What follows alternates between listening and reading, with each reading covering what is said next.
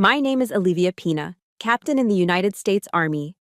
At 34 years old, I thought I had been trained to face anything.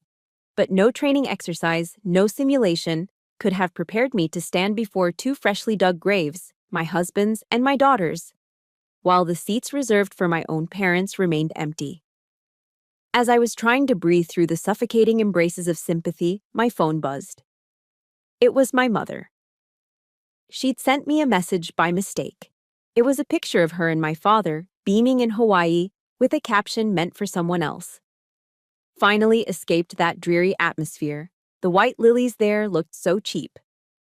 That bullet didn't draw blood, but it killed the last living part of my soul. They thought they had buried their weak daughter that day. They had no idea they had just awakened a soldier. Before I tell you my story, let me know where you're listening from in the comments. Hit that like button and subscribe if you believe the cruelest betrayals always come from the ones you least expect. The Oklahoma wind was sharp that morning, carrying the scent of damp earth and coming rain. It cut straight through the wool of my Army service uniform, a cold reminder that I was still alive. Everything else felt numb. My world had narrowed to a series of precise, disciplined movements. Stand at attention, accept the condolences, keep my back straight, breathe. The ceremony was a blur of military precision and honor. The sharp crack of the 21-gun salute echoed across the plains of Fort Sill, each shot a physical blow to my chest. An honor guard, their faces impassive and respectful, performed the flag-folding ceremony with practiced grace. They transformed the symbol of a nation into a tight, heavy triangle of blue and white stars, a final, compact piece of my life with David and Sophia. A sergeant major, a man with a chest full of ribbons and eyes that had seen far too much, presented it to me. On behalf of the President of the United States and a grateful nation, he said, his voice a low gravel, please accept this flag as a symbol of our appreciation for your loved one's honorable and faithful service. I took it. The weight of it was shocking, far heavier than folded cloth should be. The texture was rough against my white-gloved hands. My husband hadn't been a soldier. He was a civilian engineer who loved the Sooners and the ridiculous superhero movies he watched with our daughter. But because he was my dependent, my family, the Army honored him. The Army honored 7-year-old Sophia. The Army showed up for me. My eyes drifted from the flag to the front row. To the 3 empty folding chairs set beside me, one for my father, Norman, one for my mother, Ashley, one for my younger brother, Leo. They were meant to be my honor guard, my family. But they were just 3 empty spaces, a void of black metal and plastic that screamed louder than any rifle volley. Everyone saw them. The pity in their eyes was almost worse than the grief. They looked at me, a captain who led soldiers, and they saw an abandoned daughter. The ceremony concluded, and my commanding officer, a 2-star general whose presence was a profound honor, walked over to me. He placed a gentle hand on my shoulder. Captain Pina, he said softly, his voice full of genuine concern. Did your family make it in time? The question hung in the cold air. All I could do was give the slightest shake of my head. Words wouldn't form. My throat had closed up, sealed tight with shame. The general's face softened with a deep, unspoken understanding. He simply nodded, gave my shoulder a final, firm squeeze, and walked away. His silence was more damning than any reprimand. In that moment, in front of the men and women I led, I had never felt so small. Back at our house on post, the silence was suffocating. The air was thick with the cloying, sweet scent of flowers, lilies, roses, carnations, sent by people who cared enough to fill the void my family had left. I walked through the rooms, a ghost in my own life. Sophia's little pink rain boots were still by the door. Her latest masterpiece, a colorful scrawl of our family as stick figures, was held to the refrigerator by a smiley face magnet. David's coffee mug, the one that said, "World's okayest husband," sat on the counter by the coffee maker, waiting for a refill that would never come. I finally sank onto the couch and pulled out my phone. I'd ignored it for days. There were dozens of texts, missed calls, and then I saw it, a social media notification. My mother had posted a photo. I clicked, a sick feeling already coiling in my stomach. There they were. My mother, my father, my brother Leo. They were poolside, somewhere tropical and bright. My mother was wearing a floral sundress and oversized sunglasses, a wide, carefree smile on her face. My father had his arm around her, a beer in his other hand. Leo was giving a thumbs up to the camera. The caption read, "Aloha from the Ramos family." The post was time-stamped. Yesterday, the day of the funeral. My breath hitched, but the worst was yet to come. A new text message popped up at the top of my screen. It was from my mother. It must have been a mistake, a text meant for one of her friends. Finally escaped that dreary atmosphere, it read. The white lilies there looked so cheap. Anyway, Leo really needed this vacation after having to endure the news about Olivia. Each word was like a drop of acid on my soul. Dreary atmosphere, my husband and daughter's funeral, cheap white lilies, the kind gestures of my friends and colleagues. Endure. As if my deepest agony was an inconvenience to my brother's vacation schedule. The shock was so profound it felt physical, like a punch to the gut that knocked all the air from my lungs. It pulled me back to the moment it all started. The gut-wrenching phone call from the base chaplain, the numb, frantic flight home, the walk down the cold, sterile hallway to the morgue to identify the two people who were my entire world. After that, my first instinct, my most primal need, had been to call my mother. I didn't want money. I didn't want her to fix anything. I just wanted to hear her voice. I wanted her to tell me it would be okay, even if it was a lie. I just wanted my mom. All I got was a hollow, distracted voice on the other end of the line. "Oh, Olivia, that's terrible," she'd said, her tone flat. "We'll see if we can get a flight." A blatant lie. They were already packing for Hawaii. The pain of losing David and Sophia was a tidal wave. This betrayal was the undertow, pulling me down into a darkness I didn't know existed. I slid from the couch onto the floor, the starched fabric of my uniform crumpling beneath me. I didn't scream. I didn't sob. The discipline of a soldier runs deep. But silent tears streamed down my face, hot trails on my cold skin. My phone screen had gone dark, and in its black reflective surface, I saw myself, a hollowed-out woman in a decorated uniform. I am a soldier.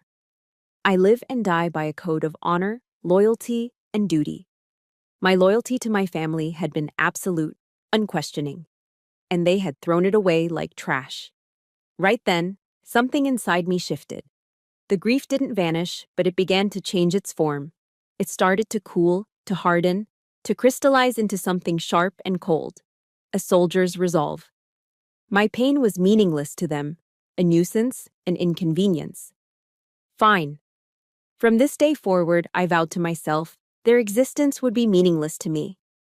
This wasn't a war I had asked for, but it was a war that had been declared on me, in my own home. There would be no guns, no battlefields, but it would be a fight for my honor.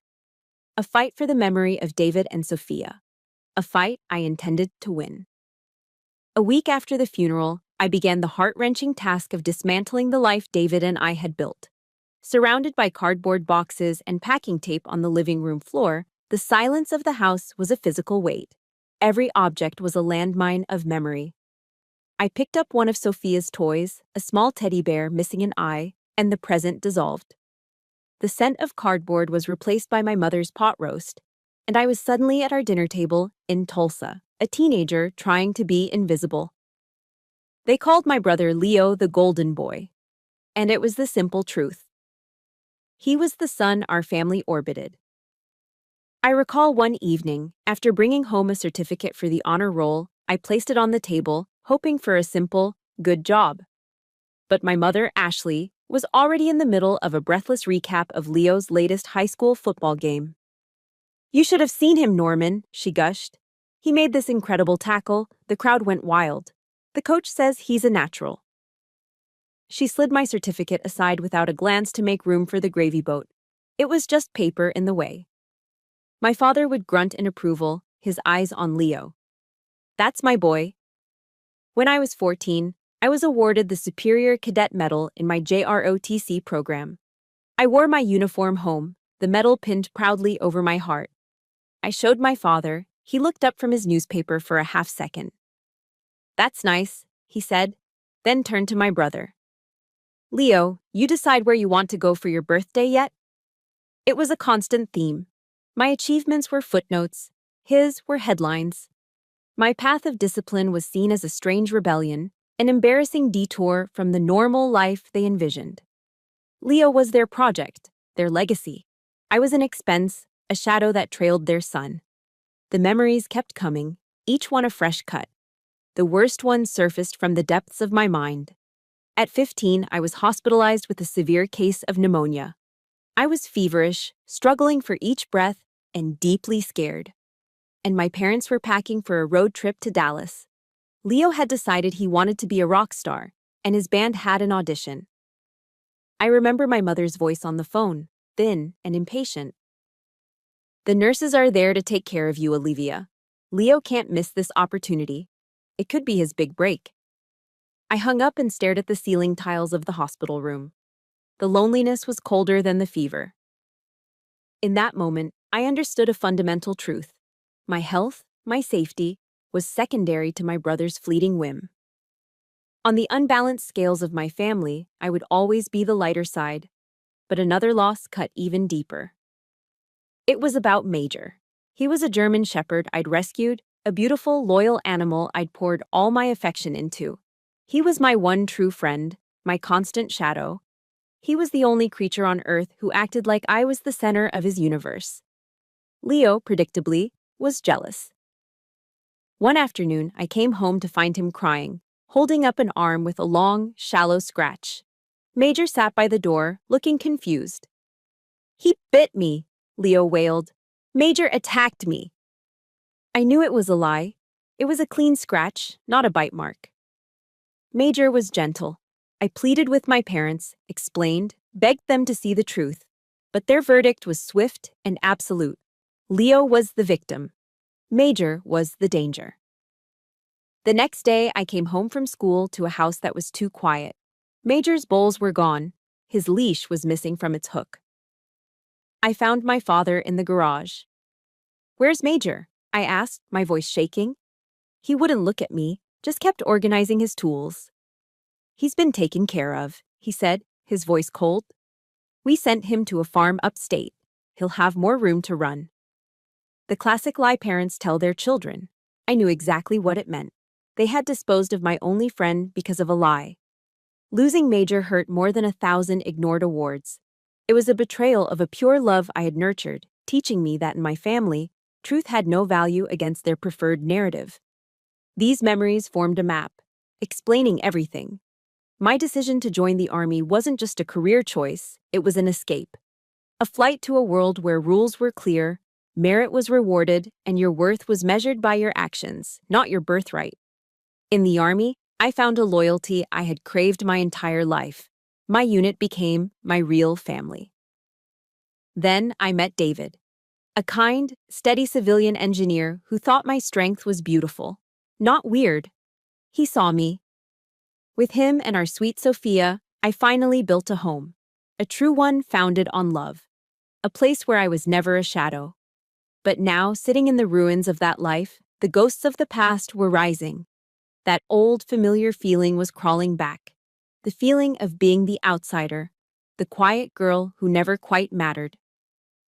I looked at the teddy bear in my hands. I thought of the empty chairs, the photo from Hawaii, the comment about cheap lilies. It wasn't one betrayal. It was a lifetime of them, 1,000 tiny cuts leading to this final, mortal wound. A cold resolve settled in my bones, cutting through the grief. This history, this geography of injustice. It had shaped me, yes. The past made me a soldier. But it will not hold me prisoner. It's time to clean house. It was 2 weeks after the funeral. 2 weeks of waking up to a silent house, of automatically making coffee for two, only to pour 1 cup down the drain. The air was still heavy with the scent of fading lilies, the ones my mother had called cheap. I was sitting at the kitchen table, surrounded by a mountain of paperwork, death certificates, insurance forms, military benefit applications. Each signature felt like another shovelful of dirt on their graves. My focus was absolute, a shield against the grief that threatened to swallow me whole. Then, the doorbell rang, a sharp, impatient sound that sliced through the quiet. My heart sank. I wasn't expecting anyone. When I opened the door, my entire past was standing on my porch. My father, Norman, my mother, Ashley, and my brother, Leo. They brushed past me into the house as if they owned it, their presence an immediate and unwelcome invasion. My mother's eyes scanned the stacks of cardboard boxes in the living room, and she actually frowned, a flicker of disapproval on her perfectly made-up face. There were no hugs, no gentle inquiries about how I was holding up. The sympathy, if it ever existed, had evaporated. Instead, my mother started with a hollow platitude, her voice smooth and rehearsed. "I know this is a difficult time for you, Olivia," she said, placing her purse on the counter, "but life must go on." It wasn't a comfort, it was an opening salvo, a prelude to an attack. I could feel the insincerity radiating from them like heat off asphalt. They sat down on the sofa, the same sofa where David used to read bedtime stories to Sophia, his deep voice rumbling as he did all the character voices. The sight of them there, in that sacred space, made my stomach churn. Leo, ever the center of attention, leaned forward with a smug grin. He launched into a pitch about his once-in-a-lifetime business opportunity. It was a trendy sports bar he wanted to open in Tulsa's Blue Dome district. He talked about craft beers and big-screen TVs, his words filling the quiet house with empty ambition. I just stared at him, numb. Then my mother, Ashley, cut to the chase. She turned to me, her expression a careful mask of maternal concern. "Leo needs $40,000 to get started, Olivia," she said, her tone leaving no room for discussion. "With your captain's salary and David's life insurance, you're in a position to help your brother." The world tilted on its axis. The papers in front of me blurred. It took a moment for the words to register, and when they did, a wave of nausea washed over me. They weren't just asking for money. They were calculating, appraising the value of my dead husband's life. They had looked at my tragedy and seen a business loan. This wasn't a request. It was a demand. I looked at the framed photo on the end table. David, grinning at a tailgate party, wearing his crimson and cream Oklahoma Sooners t-shirt. A life so full, so vibrant, now reduced to a dollar amount in their eyes. My own voice sounded distant, fragile. I just buried my husband and my daughter," I managed to say, my hands trembling. "I can't even think about—" Ashley cut me off, her patience wearing thin. The mask slipped, revealing the cold steel beneath. "Listen to me, Olivia," she said, her voice dropping to a conspiratorial whisper. "I don't want to say this, but maybe this was God's plan. Now that you're not tied down with that little family anymore, you can focus on your real family. Helping Leo is helping our future." The air in the room froze. Every sound, every breath ceased. Tied down, little family, God's plan. The words weren't just cruel, they were monstrous. She was implying that the deaths of my husband and my child were a blessing in disguise, a convenient tragedy that freed me up to finance my brother's bar. My father, Norman, just sat there, nodding in solemn agreement. "Your mother is right," he added, his voice a low rumble. "This army career of yours is temporary. Leo's success will be the family's legacy." Something inside me, some deeply buried foundation of tolerance and long-suffering duty, didn't just crack. It shattered. It disintegrated into dust. The years of quiet resentment, of swallowed pride, of patient endurance, all of it vanished, replaced by the cold, clear fury of a soldier under fire. I stood up. The movement was slow, deliberate. My trembling stopped. My voice when I spoke was not the voice of their forgotten daughter. It was the voice of a captain giving a direct order. Every word was precise, sharp, and lethal. "Get out of my house." They stared at me, shocked into silence. My mother's mouth opened and closed like a fish. I continued, my gaze locked on them. The death of my husband and my daughter is not a business opportunity. My loyalty is to the flag I serve and to their memory, not to a family of grifters who see a death certificate as a bank statement. My father's face turned purple with rage. He stood up, towering over me. "If you don't help your brother, you are no daughter of mine," he roared. I met his glare without flinching. The last thread of fear I ever had of him snapped. "In that case, sir," I replied, my voice dangerously calm, "I've been an orphan for 2 weeks." I walked to the front door and held it open, my stance unwavering. The message was clear. There was no negotiation. For a moment, they just stood there, stunned by this version of me they had never seen. Then, wordlessly, they filed out, their arrogant confidence replaced by bewildered fury. I shut the door behind them. The click of the lock was the loudest sound I had ever heard. It was the sound of the final chain breaking. The sound of my war at home officially beginning. Before we continue, if you have ever felt the rage of being so profoundly misunderstood and disrespected by the very people who should have protected you, support Olivia's stand by hitting the like button. And in the comments, just type one word that describes her family. I have a few in mind. The moment the door clicked shut, the adrenaline that had fueled my standoff evaporated, leaving a chilling emptiness in its wake. The soldier's fury was gone, and in her place was just me. Olivia.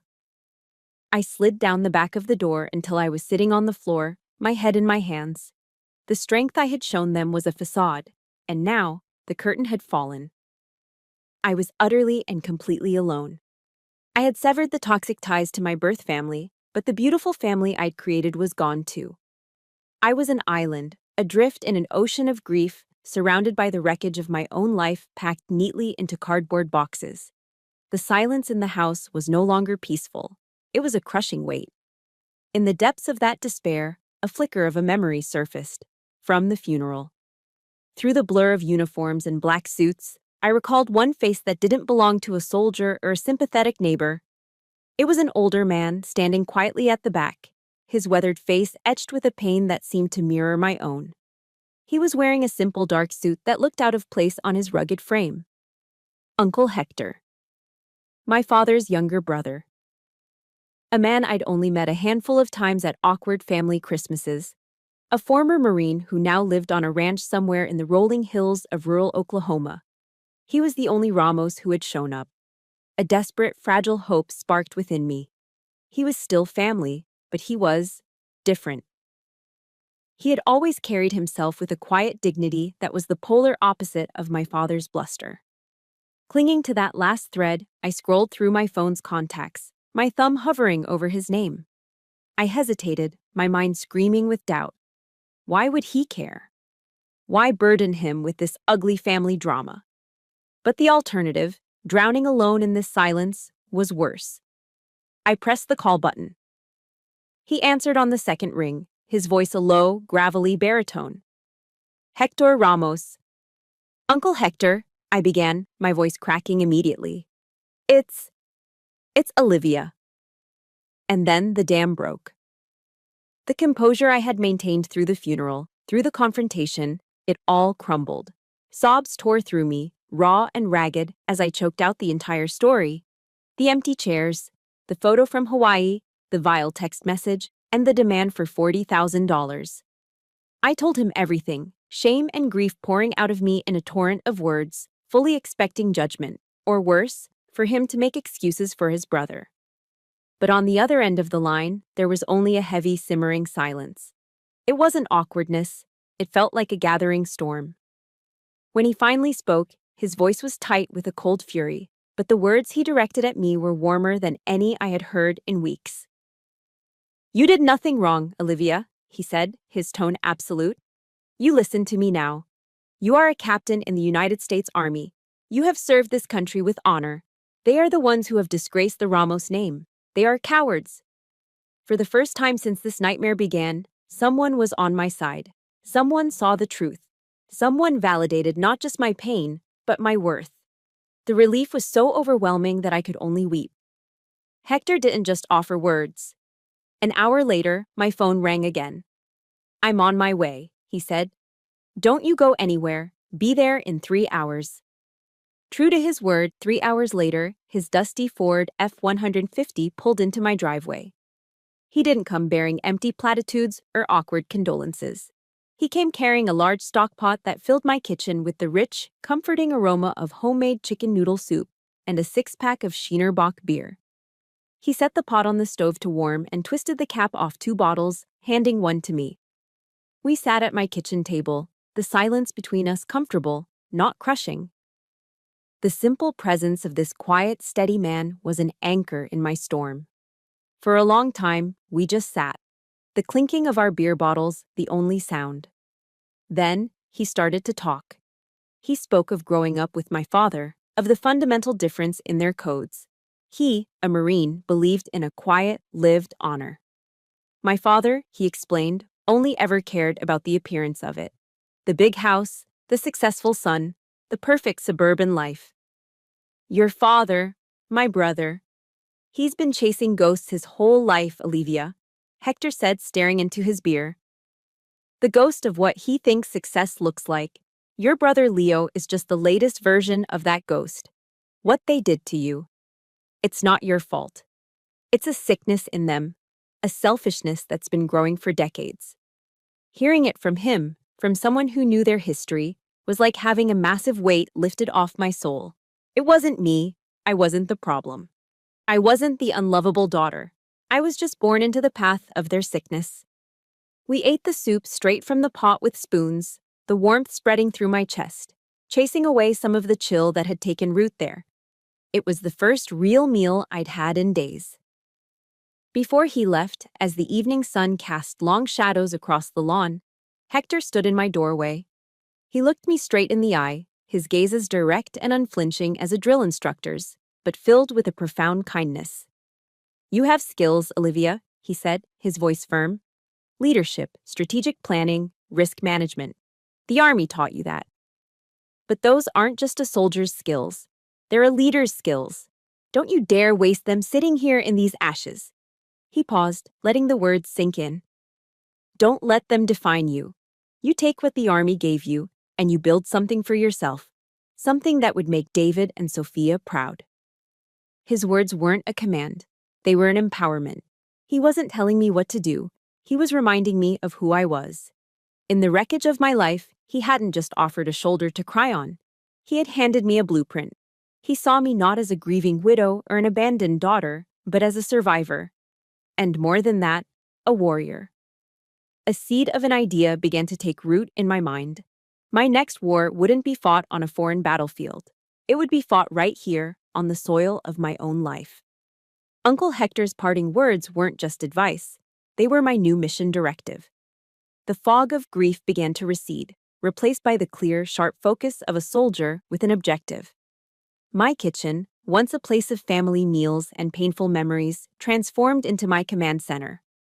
I taped large sheets of butcher paper to the walls, not with battlefield maps, but with SWOT analyses, strengths, weaknesses, opportunities, threats. My military training became my greatest asset. My strengths were clear: leadership, logistics, security assessment, and the ability to perform under extreme pressure. I realized the skills that kept my platoon safe on dusty roads in Afghanistan could keep businesses safe on the plains of Oklahoma. The path forward was clear. I filed my resignation papers with the Army, a decision both terrifying and liberating. Using my savings and the life insurance money David had left for us, not for my brother's bar, but for our future, I took the leap. I named the company Pina Secure Solutions. It wasn't just a business name, it was an oath.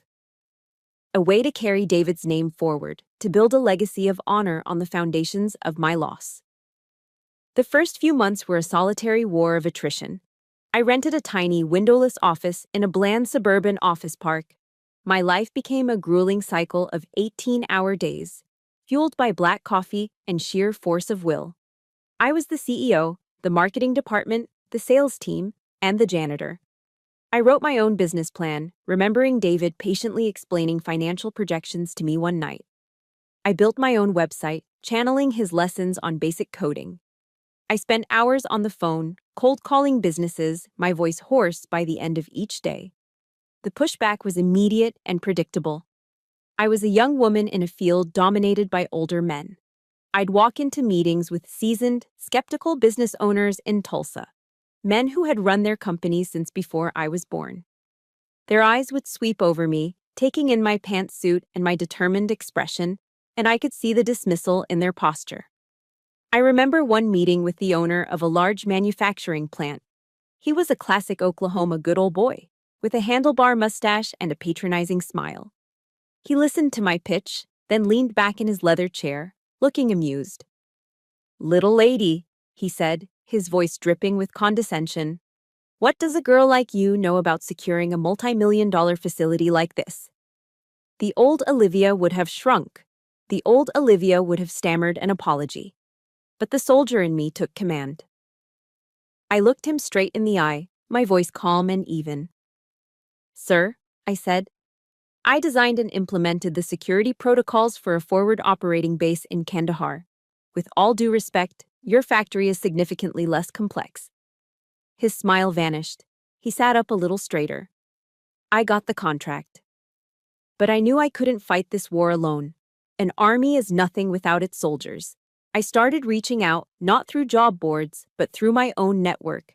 I called old comrades, veterans I had served with, men and women who were struggling to find their place back in the civilian world. They were adrift, missing the structure, the purpose, and the camaraderie of the service. I didn't just offer them a job, I offered them a new mission.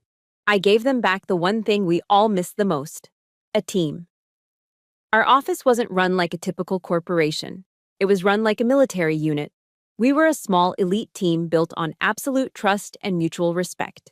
We weren't employees. We were a fire team, each member watching the other's back.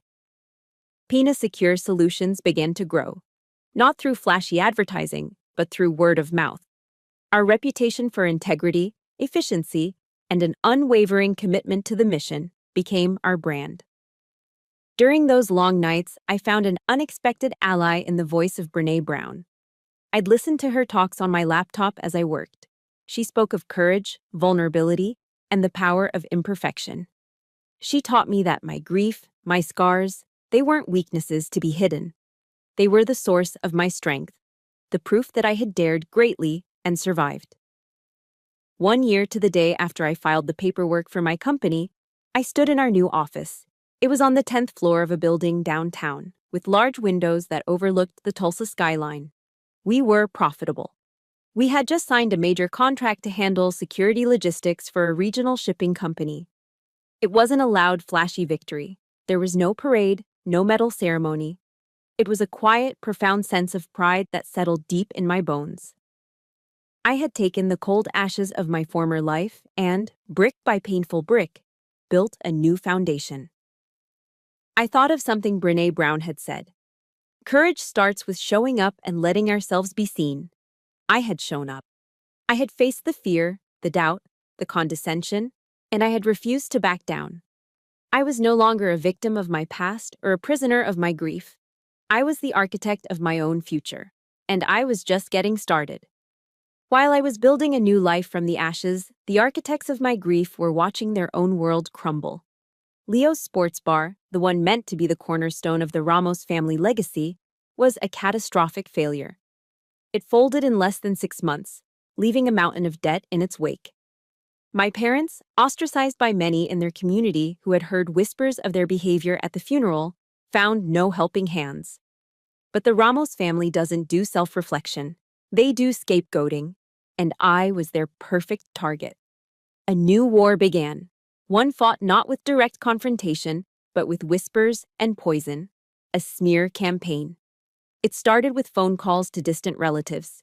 The story they spun was a masterpiece of fiction, a tragic tale of parental sacrifice and filial betrayal. In their version, I was the villain. I was the cold-hearted daughter who, after receiving a massive insurance payout, had turned her back on her struggling family. They painted a picture of me living in luxury, using my dead husband's money to fund a lavish lifestyle while my poor parents and brother faced financial ruin. The lies, coated in a veneer of parental pain, spread through the family grapevine like a virus. The truth didn't stand a chance. The first direct hit came one Tuesday evening. The caller ID showed a number I recognized. Aunt Martha, my father's older sister, the matriarch of the extended family. I answered, expecting a simple hello. Instead, I was met with a voice cold with disappointment. Olivia, she began without any pleasantries. I hear you're doing very well for yourself with that new company. I'm working hard, Aunt Martha, I said carefully. So I've heard, she sniffed. I've also heard your parents are on the verge of losing their house because of Leo's debts. How can you be so heartless? I was stunned. I tried to explain, to tell her about their visit, about the disgusting demand they had made. But it was like talking to a brick wall. Her mind was already made up, poisoned by their lies. Don't forget where you come from, Olivia, she said, her voice dripping with sanctimony before she hung up. Money changes people. The line went dead, but her words echoed in my ears. I realized with a sickening certainty that my silence had been weaponized against me. By not defending myself, I had allowed them to write their own history, and in their story, I was the monster. The final unforgivable blow came a few days later in an email from Uncle Hector. The subject line was just one word: incoming. Attached was a screenshot. It was from a private neighborhood group on Facebook for our old community in Tulsa, a place filled with former neighbors and family friends. My mother, Ashley, had written a long, rambling post, drenched in crocodile tears. She wrote of the profound, unending pain of having an ungrateful daughter. She lamented how her child had trampled on family values in the selfish pursuit of money, abandoning the very people who gave her life. It was a public performance of victimhood, designed to garner maximum sympathy and inflict maximum damage. But it was the final sentence that stopped my heart. It was the kill shot, expertly aimed. We only pray that she remembers, my mother wrote, that before she was a captain, she was a daughter. I stared at the words on the screen, a white-hot rage building in my chest, a fury so intense it made me feel calm. They had done it. They had taken the one thing I had built for myself, the one thing that was pure and honorable in my life, my service, my rank, and they had twisted it into a weapon to use against me. They were using my uniform to paint me as a traitor to my own family. This was no longer about money.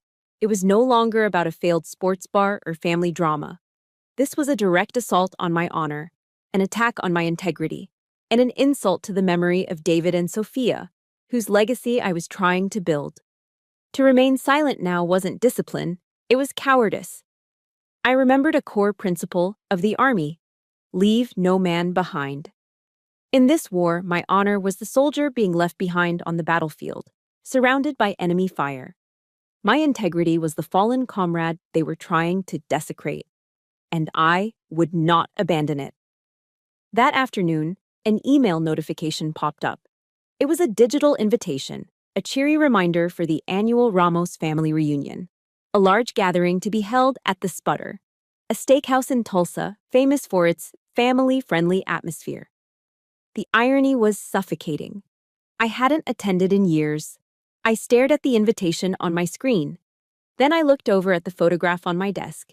David and Sophia, frozen in a moment of pure joy at a pumpkin patch. I was fighting for them now. I opened the email, my fingers steady on the keyboard. I clicked reply. I will be attending. The ghosts of my past wanted a confrontation. Fine, I would give them a war. Have you ever been the subject of a lie that was so vicious you knew you couldn't stay silent any longer? If you're standing with Olivia as she prepares for this fight, hit that like button to show your support. And in the comments, let us know with a simple yes if you believe it's time to face the liars head on. My RSVP was a declaration of war, and a soldier does not go into battle unprepared. The week leading up to the Ramos family reunion became a military operation.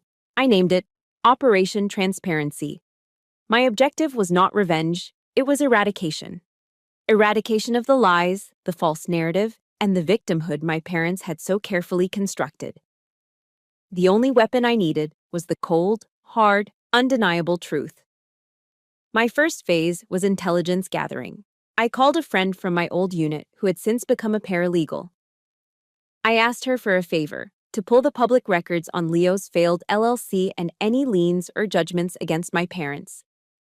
2 days later, a thick manila envelope arrived. I spread the documents across my kitchen table. The numbers told a story of incompetence and reckless spending. Loans defaulted on, suppliers stiffed, eviction notices. It was a mountain of debt, self-inflicted and irresponsible. This was my factual ammunition, irrefutable proof that their financial ruin was their own doing, not the fault of their ungenerous daughter. As I read through the cold facts, I felt a strange detachment, the focused calm of a sniper zeroing in on a target. The next phase was gathering the emotional evidence. This was harder. It required me to open a box I had sealed shut, both literally and figuratively. It was a simple storage box labeled Memories, but it felt as heavy as a coffin. Inside were the weapons that would hit harder than any legal document. I found the screenshot of my mother's text message, the cruel words about the dreary atmosphere and cheap white lilies. I didn't just save it to a file, I printed it out on an 8x10 sheet of photo paper. I found the link to their Hawaii vacation post, the one with the timestamp that aligned perfectly with the funeral of my husband and child. I bookmarked it. I dug deeper, finding a stack of old letters from my college days, letters I'd written to my best friend. In one, I detailed how I was working 2 part-time jobs to pay for my textbooks, because all of my parents' money was being funneled into Leo's latest failed startup idea. Each memory was a bullet. I was loading the magazine, one painful truth at a time. With my arsenal assembled, I initiated the final phase, a strategy session with my sole ally. I drove the 3 hours out to Uncle Hector's ranch, the dossier of evidence on the passenger seat beside me. The air out there was cleaner, the sky bigger. It was a world away from the conflict I was preparing for. I laid everything out on his rustic wooden kitchen table. The bankruptcy filings, the printout of the text, the letters, the screenshot of my mother's Facebook post. He examined each piece of evidence, his old Marine's face growing harder, his jaw tightening with every page he turned. He read my mother's post, his lips thinning into a grim line. He didn't offer sympathy, he offered tactics. "This is good," he said, his voice a low growl. "Hard evidence. You present it without emotion, just the facts. Let them hang themselves with their own words." He looked up from the papers, his eyes meeting mine. "But you can't go in there alone. They'll swarm you, try to paint you as hysterical." He picked up his phone. "I'm coming with you, and I've already made a couple of calls. Our cousins, John and Michael. They never fully bought Norman's story. They'll be there, as witnesses." His support was more than a comfort. It was a force multiplier. This would no longer be my word against theirs. It would be the facts, corroborated by respected members of the family. He had just secured my flanks. The night before the reunion, I expected to feel anxious, a storm of nerves. Instead, I felt a profound and unsettling calm. I remembered watching a documentary once where General Patton said, "Prepare for the unknown by studying how others in the past have coped with the unforeseeable and the unpredictable." That's what I had done. I had studied my enemy. I knew their tactics. I was prepared. I meticulously organized the documents into a sleek, black leather briefcase. It felt solid and heavy in my hand. Then I chose my uniform for this battle. Not my army greens. That was Captain Pina. They needed to face Olivia Pina, the businesswoman, the woman who had built a life not just without them, but in spite of them. I chose a crisp, white button-down shirt, sharp black trousers, and low heels. Professional, unflappable, powerful. Standing in front of the mirror, I saw a woman I barely recognized from the broken soldier who had crumpled to the floor just a few months ago. The scars were still there, deep in my eyes, but they were no longer open wounds. They were reminders of battles fought and survived. My reflection didn't show a victim, it showed a commander. The next evening, I pulled up to the sputter. The ridiculous sign, a giant oil derrick, lit up the night sky. I could hear the murmur of conversations and the clinking of glasses from inside. My heart hammered against my ribs, a steady, powerful beat. This wasn't fear. It was anticipation.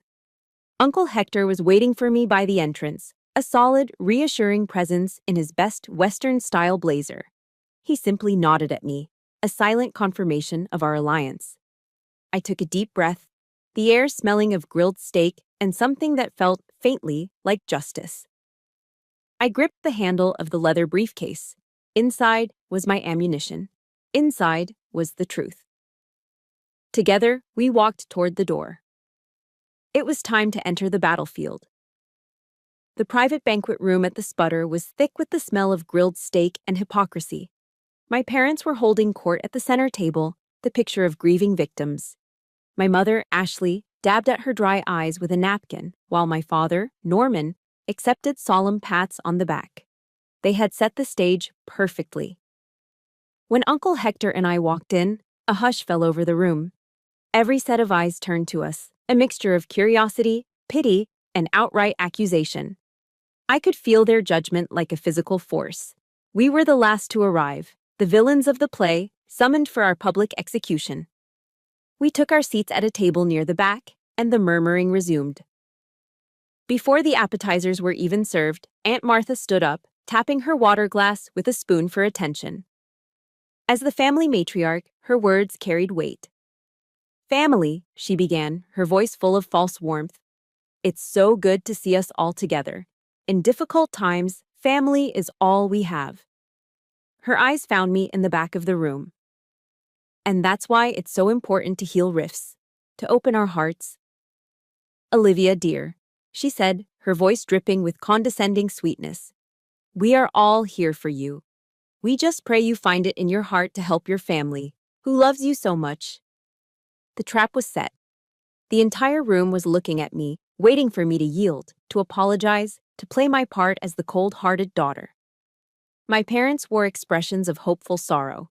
They thought they had won. But before they could launch into their next act, I stood up and walked to the front of the room, my leather briefcase in hand. I placed it on the small lectern that had been set up for announcements. "Thank you, Aunt Martha," I said, my voice clear and steady, cutting through the expectant silence. "You spoke about family. Tonight, I'd like to talk about something even more fundamental: the truth." I paused, letting my eyes sweep across the room. I had their full attention. One of our founding fathers, John Adams, once said, "Facts are stubborn things, and whatever may be our wishes, our inclinations, or the dictates of our passion, they cannot alter the state of facts and evidence." I opened my briefcase and pulled out a small projector remote. The wall behind me flickered to life. I wasn't here to cry or to plead my case. I was here to present evidence. First, the financials. A simplified summary of Leo's business debts appeared on the screen. "You have heard that my family is in financial distress," I stated, my voice devoid of emotion. "This is true. But as the public record shows, this distress is not due to bad luck. It is the direct result of over $80,000 in defaulted loans and unpaid suppliers for a business that was mismanaged into the ground." A shocked murmur went through the room. I clicked the remote. My own company's registration appeared. "You also heard that I am living lavishly on a massive insurance payout. The truth is, Pina Secure Solutions was built from the ground up with my own savings and a small business loan. It was built with 18-hour days and the hard work of the veterans I am proud to employ." I saw my parents shifting uncomfortably. This wasn't going according to their script. "But financial truths are one thing," I continued, my voice dropping slightly. "Let's talk about emotional truths." Click. The next image filled the screen. It was my parents and Leo, beaming beside a sparkling pool in Hawaii. At the bottom of the picture, in bold, clear font, was the digital timestamp, the date of David and Sophia's funeral. The room went dead silent. You could have heard a pin drop on the thick carpet. The air crackled with a new kind of tension, not pity for them, but dawning horror. Click. The next slide was the screenshot of my mother's text message. The words appeared, huge and damning, on the wall for everyone to see. "Finally escaped that dreary atmosphere. The white lilies there looked so cheap. A collective gasp swept through the room. The whispers started, sharp and angry. The sympathetic glances toward my mother's table transformed into looks of disgust. Ashley shot to her feet, her face pale and blotchy. That's a fake. It's photoshopped, she stammered, her voice shrill with panic. She's making it up. She's always been a liar. But her frantic denial was a confession. The terror in her eyes told the real story. And then came the final blow. From the back of the room, Uncle Hector slowly rose to his feet. Every eye turned to him. As a former Marine, his voice carried an undeniable weight of honor and authority. He didn't shout. He didn't need to. I was at that funeral, he said, his voice a low, powerful rumble that filled the entire room. He stared directly at his brother, my father. I saw the empty chairs where you were supposed to be. I saw Olivia's pain as she stood there alone, holding that flag. And I felt the shame of watching a soldier be abandoned by her own family on the worst day of her life. It was over. The final nail in the coffin of their lies. The truth, confirmed by an unimpeachable witness. Norman, Ashley, and Leo just sat there, frozen, their faces ashen. Aunt Martha stared at them, her mouth agape, her eyes filled with a horrified understanding. The tide of family opinion had turned into a tsunami, and it was crashing down directly on them. They were no longer the victims. They were the frauds, stripped bare in front of everyone. Without another word, my father clumsily pushed his chair back. My mother grabbed her purse, and Leo stumbled after them. They practically fled the room, a silent, shameful retreat under the glare of dozens of accusing eyes. They hadn't been defeated by me. They had been executed by the truth. A heavy, deafening silence settled over the room, the ghost of their lies finally put to rest. On the long, dark drive back from Tulsa to Fort Sill, Uncle Hector and I didn't say much. The adrenaline from the confrontation had faded, leaving behind a profound exhaustion that settled deep in my bones. There was no triumphant celebration, no feeling of elation. I hadn't expected to feel this way. I had expected relief, maybe even joy. Instead, all I felt was a vast, hollow emptiness. I'd spent my entire life subconsciously craving their approval, fighting for a scrap of recognition. Now, I had the validation of the entire extended family. Cousins and aunts who had previously looked at me with suspicion had come up after the showdown, offering quiet apologies and firm handshakes. I had won. But standing in the rubble of my victory, I realized the prize no longer mattered. I had won the war, but in doing so, I had officially, irrevocably lost a part of my own history. Even a toxic root is still a root. The Bible verse came to mind, the one I'd heard 1,000 times but never truly understood until now. And you will know the truth, and the truth will set you free. I had learned that freedom isn't always a joyous flight.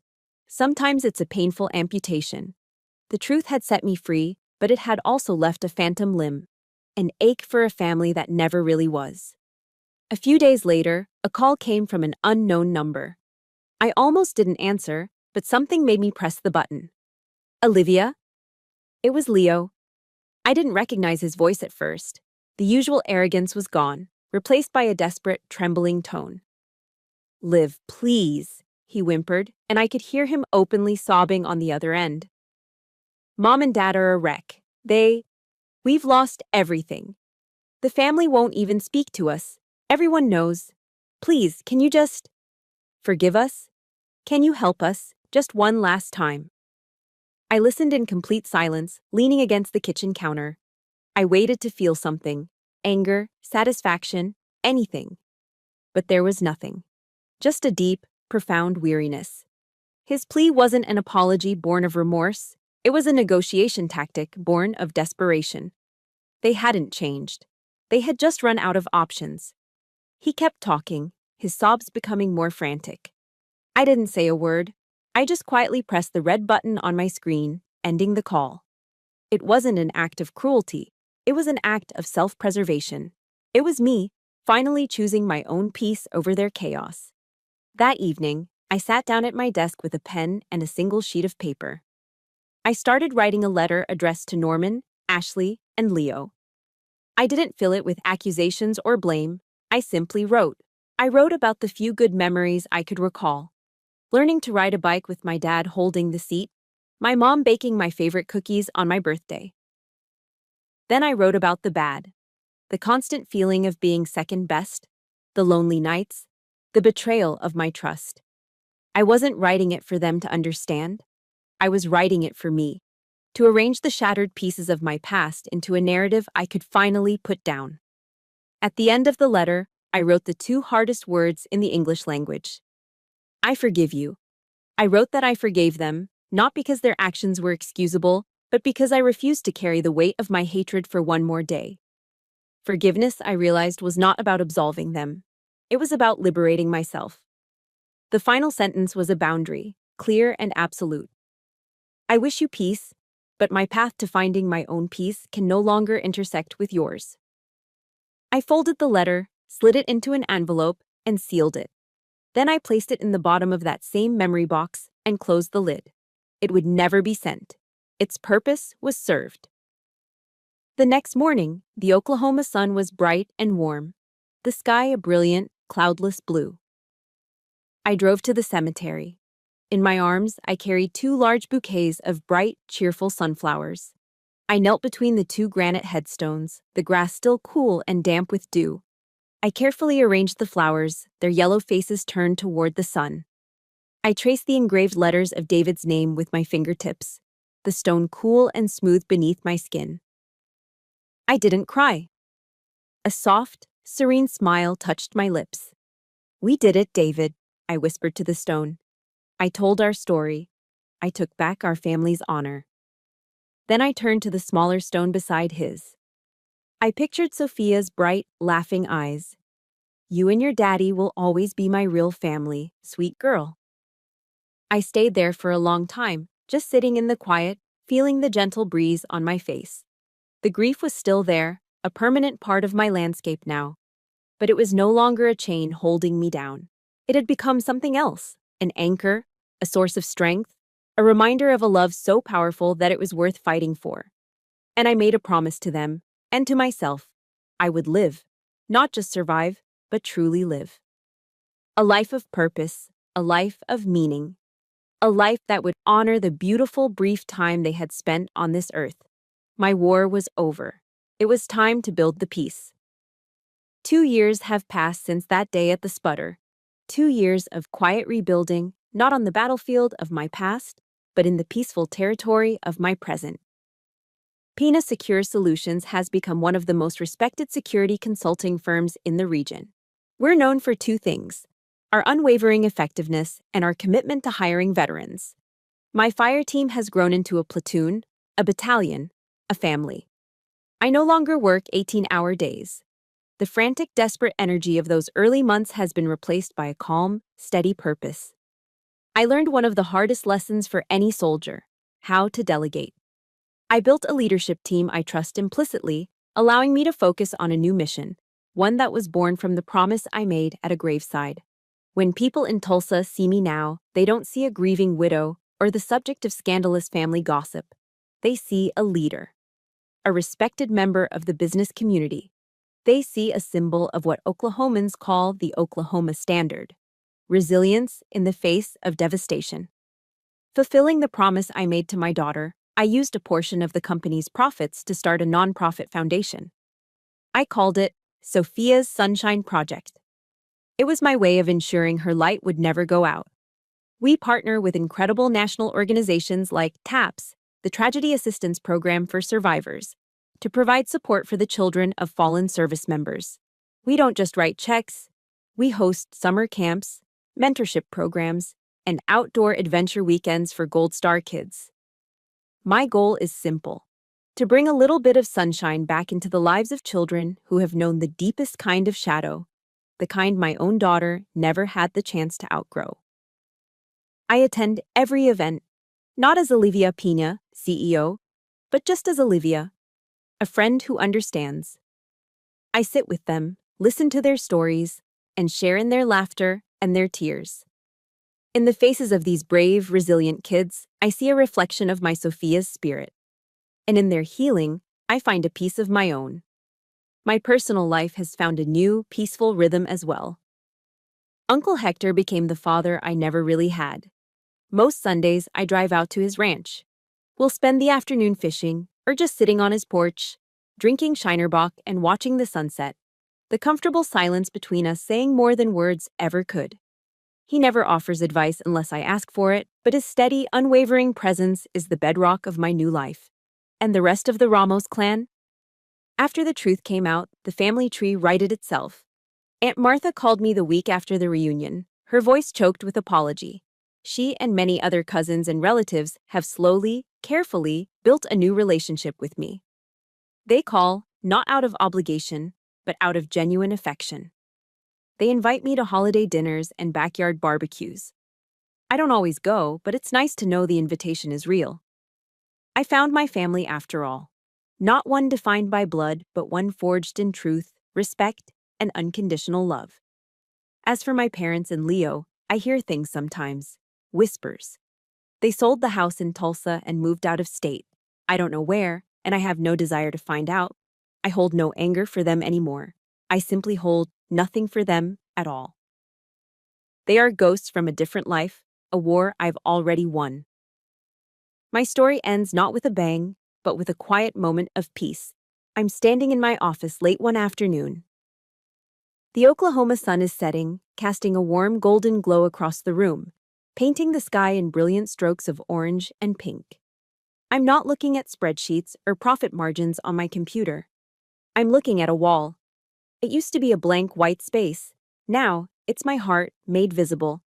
It's covered in photographs. There's no order to them, just a beautiful, chaotic collage of my life. There's a picture of David and Sophia at that pumpkin patch. Their smiles so bright they could power a city. There's a group shot of my team from Pina Secure Solutions, my fellow veterans, laughing during our company picnic.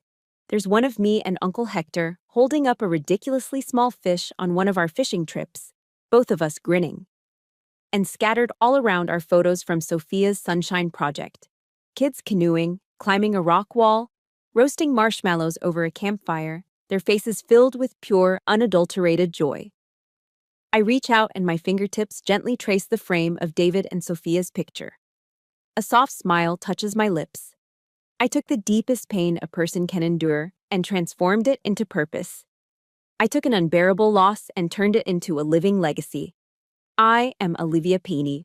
I am a soldier, a leader, a mother. But above all else, I am a survivor who finally wrote the last chapter of her own story. Thank you for listening to my story. It wasn't easy to tell, but I shared it in the hope that it might reach someone who feels unseen, unheard, or defined by their pain. My journey taught me that we are not the architects of our trauma, but we can be the architects of our healing and our legacy. The fight for your own peace is the one war you can't afford to lose. If my story resonated with you, please consider hitting subscribe and turning on notifications. Share this with someone who needs to hear it, and let us know your final thoughts in the comments below. Your voice matters here.